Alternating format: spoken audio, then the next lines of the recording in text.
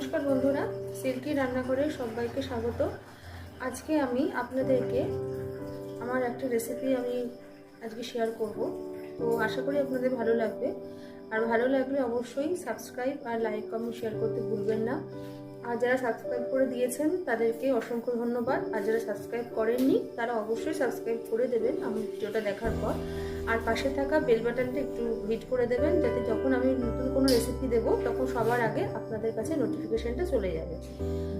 তো আমি একটাই অনুরোধ, রেসিপিটা পুরো দেখবেন, আর মাঝখান থেকে স্কিপ করে গেলে কিন্তু বুঝতে পারবেন না।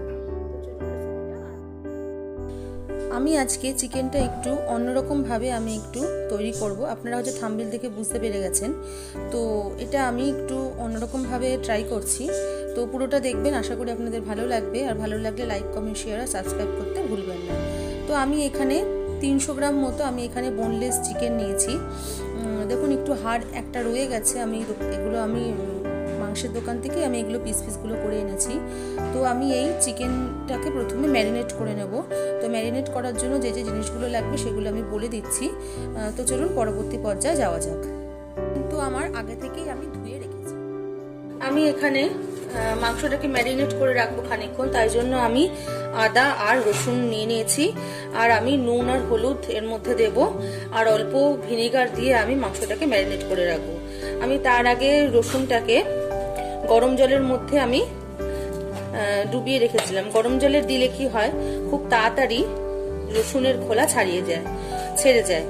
তো আপনারা রসুন ছাড়ানোর জন্য বাড়িতে আপনারা কিন্তু গরম জলে রসুনগুলোকে দিয়ে রাখবেন। খুব গরম না, হালকা উষ্ণ গরম জল দেবেন, তার মধ্যে কিন্তু আপনারা দিয়ে রাখবেন।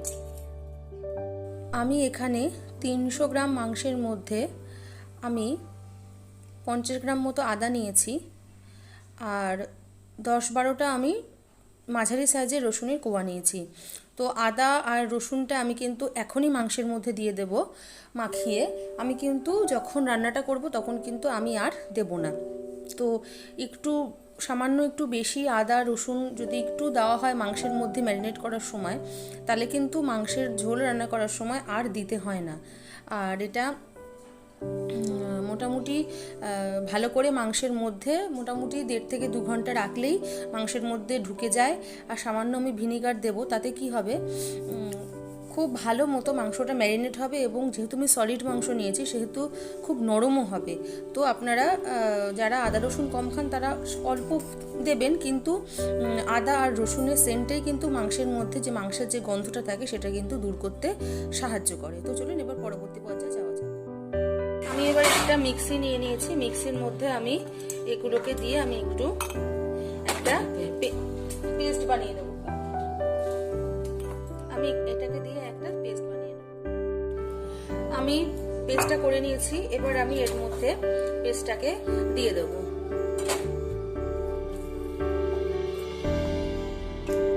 তারপরে আমি এর মধ্যে নুন হলুদ আর অল্প ভিনেগার দেবো। 1 চামচ মতো আমি ভিনেগার দিয়ে আমি 1 থেকে 1.5 ঘন্টা ম্যারিনেট করার জন্য রেখে দেব।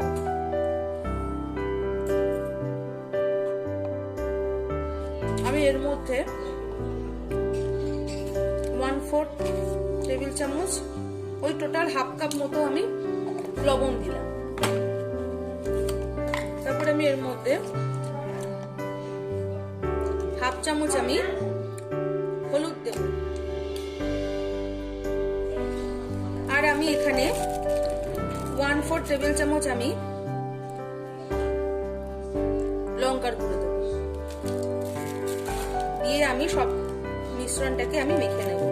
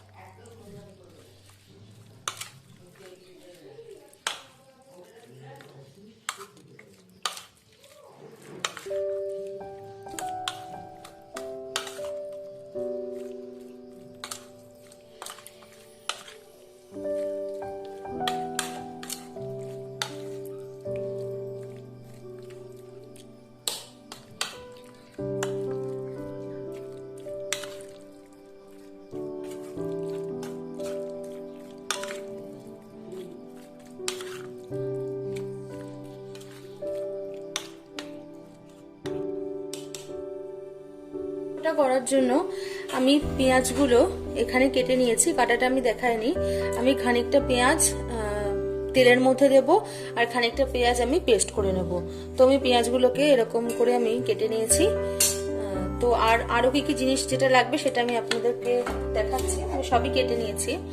এখানে আমি কাঁচা লঙ্কা নিয়েছি দুখানা, আর আমি একটা ছোট সাইজের ক্যাপসিকামকে পুরো কেটে নিয়েছি, ধনেপাতা নিয়েছি, আর আমি টমেটোকে আমি পিস পিস করে কেটে নিয়েছি।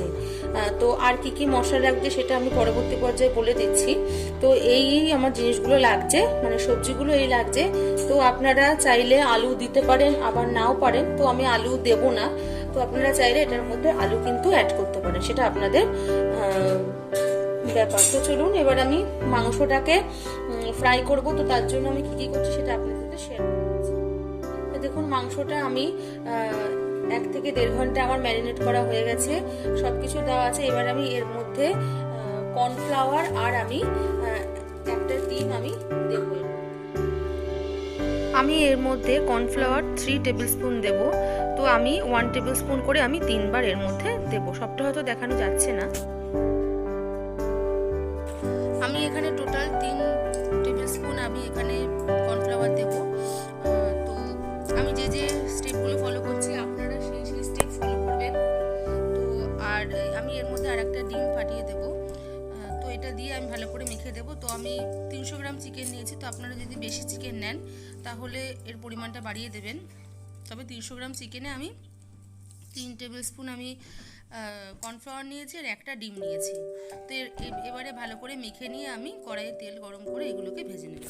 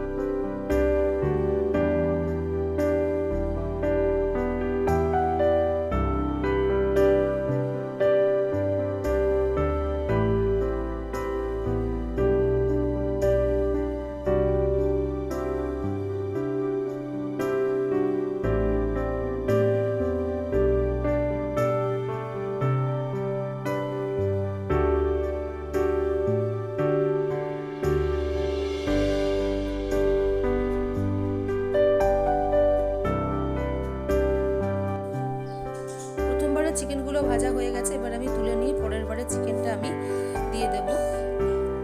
এইভাবে যদি আপনারা রান্না করেন চিকেনটা একটা অন্যরকম টেস্ট হয়। তো মেন যে টুইস্টটা সেটা তো একদম পরে আছে, তার জন্য আপনাদের পুরোটা দেখতে হবে।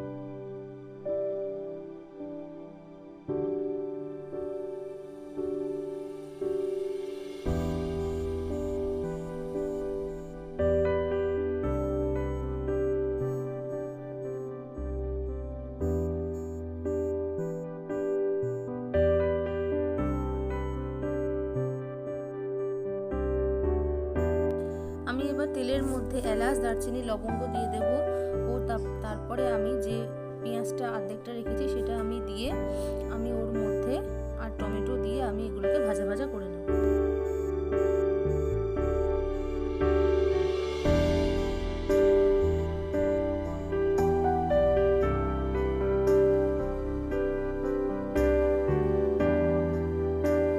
আমি এবার এর মধ্যে পরিমাণ মতো নুন, হলুদ ও জিরে গুঁড়ো ও লঙ্কার গুঁড়ো দিয়ে ভালো করে আমি এই পেঁয়াজ আর টমেটোটাকে আমি ভাজা ভাজা করে নেব।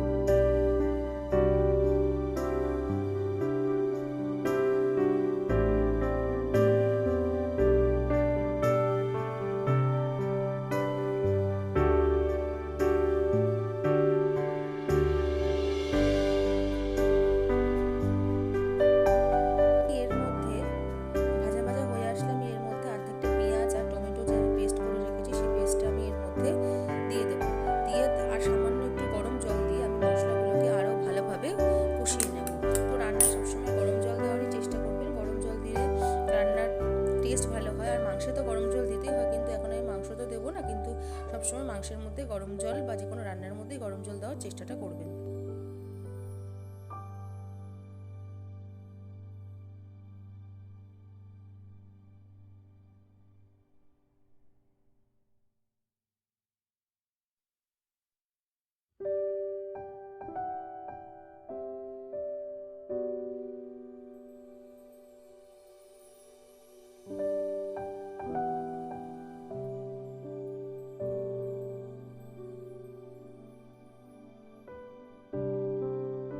মশলা থেকে তেল ছেড়ে গেছে, এবার আমি তেল থেকে মশলা ছেড়ে গেছে, এবার আমি এর মধ্যে চিকেনের পিসগুলোকে আমি কিন্তু দিয়ে দেব।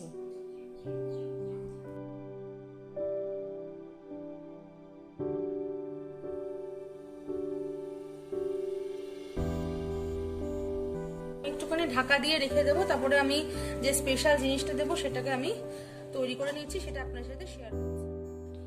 এবার আমি মিক্সির মধ্যে ক্যাপসিকাম আর ধনেপাতাকে আমি পেস্ট করে নেব। এই পেস্টটাই আমি দিয়ে আমি যে স্পেশাল জিনিসটার কথা বলছিলাম সেটা হচ্ছে ক্যাপসিকাম আর ধনেপাতার পেস্টটা দিয়ে আমার সবশেষে কিন্তু মাংসটা রান্না হবে।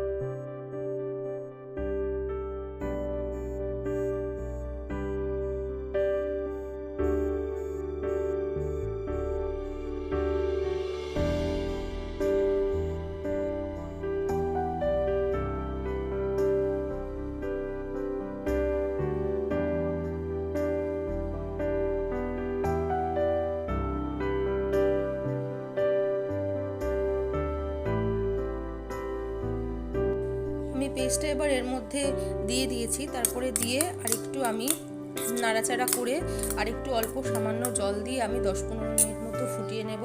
তারপর আমার এই চিকেন কারিটা একদম তৈরি হয়ে যাবে খাওয়ার জন্য। তো এটা খেতে একটা অন্যরকম টেস্ট হয়, যেহেতু ক্যাপসিকাম আর ধনেপাতা দেওয়া আছে। তো আপনারা এটা অবশ্যই বাড়িতে কিন্তু ট্রাই করবেন।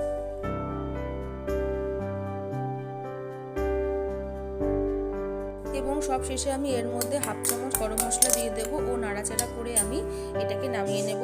তো আমার চিকেন একদম রেডি হয়ে গেছে। তো ভালো লাগলে অবশ্যই আমার চ্যানেলটা সাবস্ক্রাইব আর লাইক, কমেন্ট, শেয়ার করে দেবেন আর দয়া করে পুরোটা দেখবেন। আশা করি আপনাদের এই রেসিপিটা ভালো লাগবে।